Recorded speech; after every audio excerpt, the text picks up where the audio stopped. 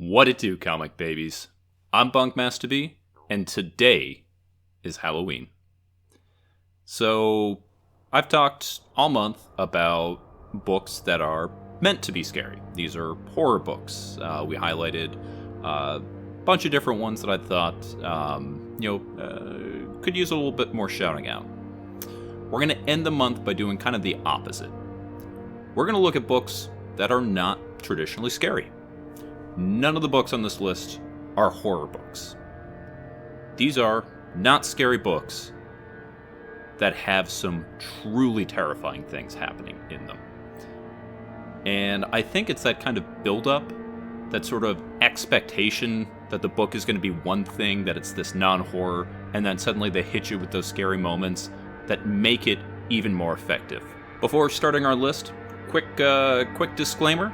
There are going to be spoilers, and you can see the spoilers going up the screen now. Oh, that's a good one. Oh, yeah, that's scary. All right, let's go talk about those scaries. All right, so we're starting this out with the book that inspired this whole thing, and that is What's the Furthest Place from Here, issue number 3. If What's the Furthest Place from Here is not on your radar right now, it's the same creative team as 3 Kids Walk Into a Bank. 4 Kids. And it's a post-apocalyptic story that kind of, it's a little bit of a mystery box. It kind of builds as it goes out. Basically, the only people that are left in this world are kids and teenagers. And they're split into different families that all have very different themes. And the main characters in this, at the beginning of either the first or the second issue, are displaced from the record store that they live in and are forced to travel this, the new world. And in this issue, number 3, they encounter this house, which is the old folks' home. And like all of the books that are here, it starts innocently enough.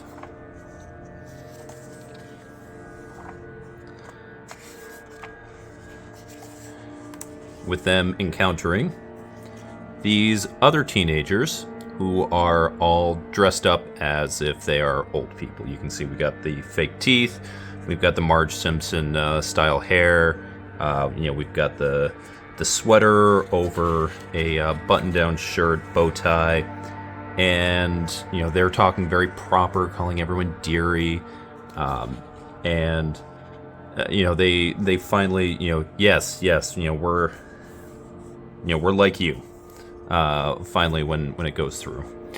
And it's this very goofy, very sort of silly family. I mean, like, you can see, just like, look at how like big those teeth are, these pearls, but this very clearly young person that's here. And they end up just kind of having a dinner and talking, and things end up going wrong, but it's this sort of very general dinner that they have.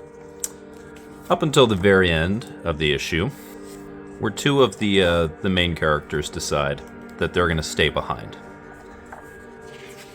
And they're given some hot cocoa from before. The one that drinks it passes out, and this is where things start to shift. We get a palette change. We get the main woman shown there in shadow with her glasses there.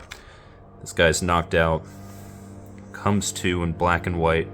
We hear some things that are going on. Slowly we get to see as this is being moved throughout the house, and we find how people become part of the Bold Folks' home, where we see the 2 characters that decided to stay behind are now strapped into these wheelchairs and are being shaved down and having all of their teeth forcibly removed so that they can be part of the denture and wig crowd, giving a absolutely horrifying backstory to what had been this sort of silly game of dress up where these kids and teenagers were pretending to be elders. Oof. Next up, we're going to go to Bone. This is a wonderful tale of a story. It's by Jeff Smith. You've probably already read this. If you haven't, I'm sure you've at least heard of it. This is really what put Jeff Smith on the map. This is the all-in-one edition. You can see it's a one volume, super, super thick. I first read Bone in the back pages of Disney Adventure magazine. Shout out to all the 90 kids out there that remember that. And then ended up reading it at my school library when I was much older. I mean, this is a very classic comic that you'll find everywhere. And is not a scary one. Kind of illustrate this. This is where it begins. It's just these three cartoon brothers. Look at that big goofy smile. Got a cigar that he's always chomping on right there. Very Marx Brothers. You can imagine his eyebrows are going up and down. You know, very silly. They've just left their home in Boneville, these three brothers, and they're going all through. And just, this is a very lighthearted, you know, fun. Again, I think of this as a tale, a T-A-L-E. Just sort of this grand adventure that's all going through. Not something that typically you think of as too scary. But as we go through, we're introduced to these rat creatures, who you can see, I mean, that's pretty scary visuals right there. Especially with kind of the use of the black and white, the horns and everything right there. But honestly, like, these guys, they are initially scary, but as we see throughout this, they're bumbling, they're always getting in their ways. Stupid, stupid rat creatures. You can see, he's not terrified of them. He's annoyed by them that they're going through. And that's kind of what you get there. And you're like, oh, okay, all right. That's, initially I had a little fear, but no, we're good. And that's kind of the way that they go. Later, we're introduced to their leader, King Doc. Now, King Doc is a little bit of a different story. You can see he's right down there. He is the leader, he's the chieftain of the rat people. And you can see he's bipedal with these little arms, very sort of Tyrannosaurus looking. Huge gaping maw, big black teeth. And he's setting upon them, always holding this little stick right here. And honestly, pretty terrifying. But he's dealt with pretty quickly. There's some kind of flashback to this scene right here that he has after he's stabbed. And he's not really in it anymore, and you can see he's made small. And so, don't really get that big effect from him. It's not until he comes back at the end for a final confrontation with Thorn that we really, really get to see why King Doc is this terrifying force. I mean, you look, and again, before it was kind of, there was a little bit there, but we're given these finer details that are coming in. We get the sharpening of the teeth. We get a little bit of the caving in of the face, from the last. There's a little bit of a ruined look that he has to him. He's relentlessly pursuing Thorn at this point, and we find out that he was the monster that ate her parents all those years ago. This is pretty scary stuff, especially when he clamps right down and bites through her leg. King Doc does not mess around. King Doc is some scary, scary stuff. Next up, we're going with Saga. You know this one. This is Brian K. Vaughan, Fiona Staples, famously delayed after issue 54. Finally came back now. This is the big compendium edition that has the first 54. I'm reading it digitally to keep current with the stuff right now. This is not a horror book. This is not a scary book. This is a space romance adventure. It's a mishmash of tons and tons of different genres, and it's a lot of fun. Not a horror book. So, what am I choosing from this? What does Bunk think is scary about Saga? Is it the stock? A bounty hunter who is a cross between a buxom blonde woman and a terrifying spider with this forked tongue that goes through people? Nah, the stock's cool. It's not her. I'm not scared by her. Oh, what about this this pile of bones that they encounter that animates Unquietus, where it bites off Marco's mom's ear and forms into this scary bone, spider, not spider, just kind of this bone creature. No, not that either. You want to know what's terrifying in Saga? These things. I have no words. I have no words for these absolutely cursed things that the Will encounters on Sextillion.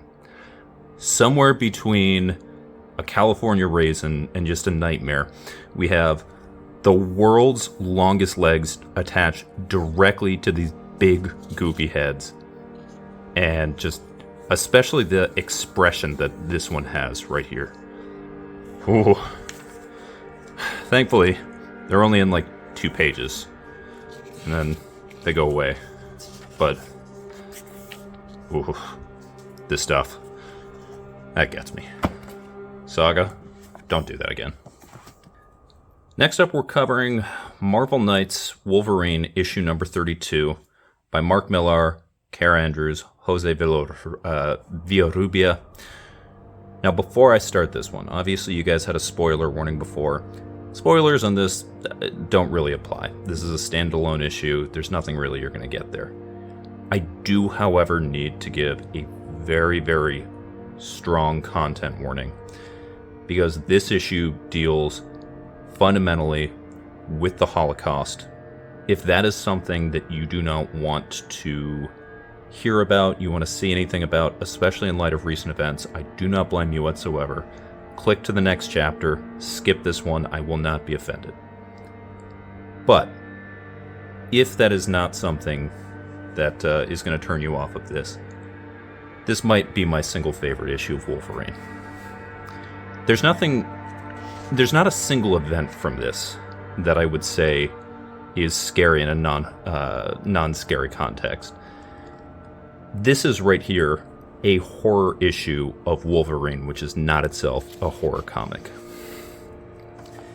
And what we encounter is a story that is written by one of the prison camp guards in Poland in 1942.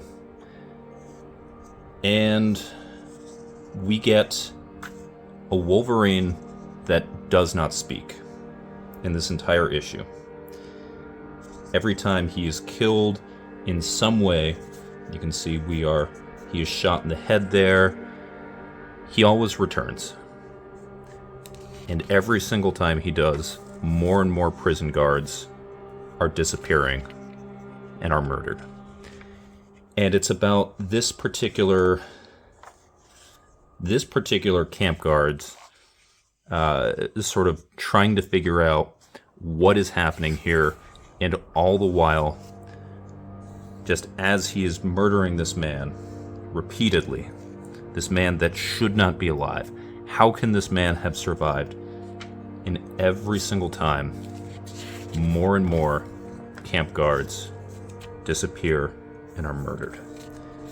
All the while, it's done in this really cool Kara Andrews high contrast situation where we get the black outline, the snow coming down, the white of his tank top, and the prison guard who is narrating this, all the while, is sort of confronting the horrors that he has caused on others, and is slowly going out of his mind.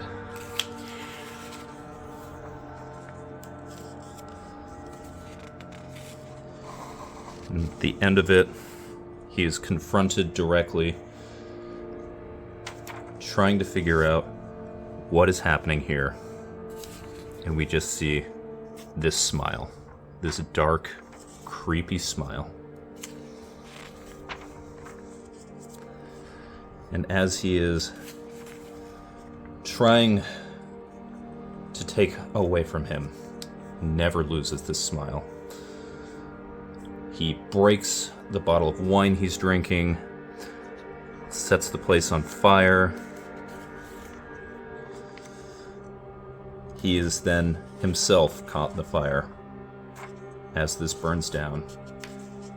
And we get this image of Wolverine over in this last line right here. The honest truth was, we were locked up there with him. With the insinuation that Logan eventually takes out the Nazi guards and is able to free the camp prisoner. Oof. That's how you write an issue of Wolverine. And closing out this list, we are going to go with the moment that I think is probably the best illustration in all of this, and I know when I was reading it for the first time, absolutely struck me. 52. 52 tells the story of the DC Universe in the year following Infinite Crisis. The name 52 comes from the fact that it was a weekly comic series, and there are 52 weeks in a year, and each issue covered the events of one week. And so every issue was the next week following the last one. And being that it followed the DC Universe, it went into a whole lot of different characters. So pretty much everyone who is not Batman, Superman, or Wonder Woman, who are away from the DC Universe at this point, gets to have some time to shine.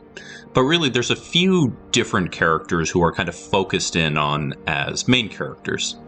And one of those is Black Adam, who is sort of the anti-villain equivalent to Captain Marvel, aka Shazam.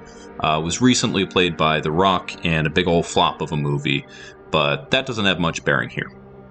So Black Adam, get this whole big story, and in it, he ends up creating the Black Adam family, very similar to how Captain Marvel, Shazam, has the Marvel family.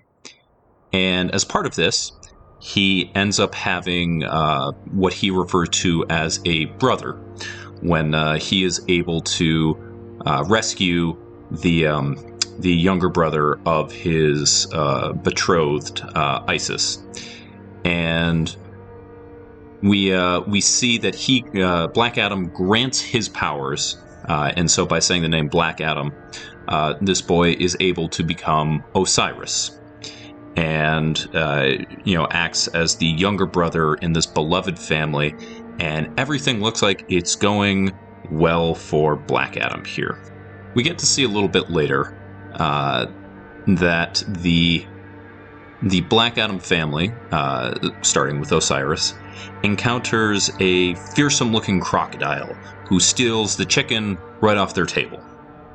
And when Osiris goes outside, he encounters the crocodile, who it turns out is not fearsome, but is scared, and tells him through stammering that, please don't hurt me, I was just so hungry, I'm stuck here, I didn't, I was an experiment gone wrong kind of thing. And Osiris ends up taking him in as a friend and becomes part of the Black Adam family.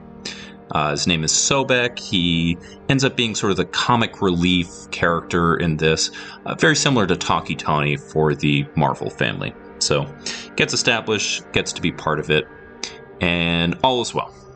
Well, maybe not all is well. Shortly after this all is happening, Osiris ends up joining with the Titans, and there ends up being an ambush. And his sister, Adriana, who is also Black Adam's wife, is being beset by the villainous crew. And Osiris, wanting to protect his sister, unfortunately goes a little far and in view of everyone, because of course the media's there and they get a picture of this, ends up dismembering a man, and it's not really what good guys are supposed to do. And pretty shortly after this, well, things don't go so well for the nation of Kahndaq that Black Adam is the ruler for. And we start to see that the plants, they all start dying, things become gray, and it's a bad time in Kahndaq, which had been prospering under Black Adam's rule, but now suddenly things look like they are they're floundering, they're starting to die out, and no one really knows why. There's this kind of moment where Osiris is wondering about sort of, are they the problems? And we get this fantastic Sobek line after he makes this joke about how he could go for some hummus and some lamb right now. And if you think back to when he first shows up, he says he's hungry and he's there eating a chicken. Remember that. That'll come out. That'll be important. But we see that Osiris here kind of questions, the deal with the Black Adam powers, and maybe they're not all the good things that they're supposed to be. And it looks like they kind of come together, but pretty shortly after that, Osiris confides that he thinks that the Black Adam powers are the issue here, and he tells Sobek that he's going to be leaving Kahndaq altogether, but first he's going to get rid of the Black Adam powers that are within him. So he says Black Adam, he's restored to his non-superpowered bodies. He doesn't hear the voices anymore. He thinks that everything is going to go correctly. But Sobek's gone weirdly quiet, and I'll let this visual kind of speak for itself. As Sobek is chomping down on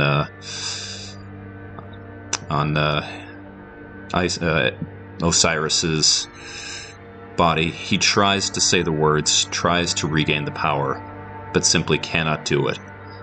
And in a grim and horrifying last page, rendered in red, Sobek tells us, "I'm not so hungry anymore."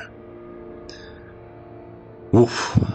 When I was reading this off the rack, and I don't think anybody did, I did not see this coming at all. Sobek was a goofy character.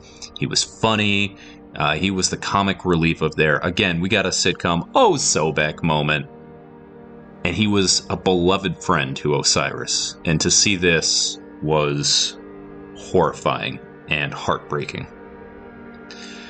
It's explained later what all of this is, but that doesn't matter here. What matters is this was horrifying. And that's it.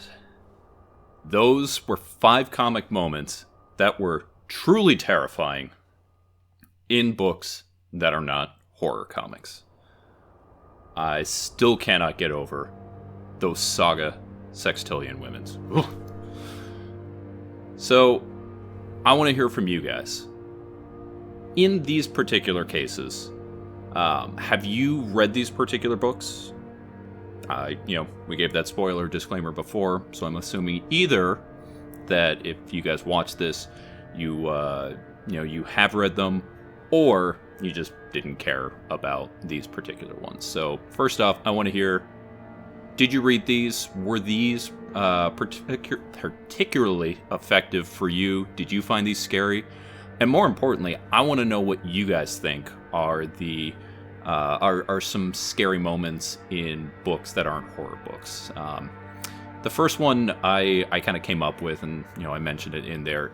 The thing that started all of this off was the "What's the furthest place from here?" and then I kind of built from there and came up with some other things. So if you guys have some moments that you can think of, please let me know, because I'd love to hear about them.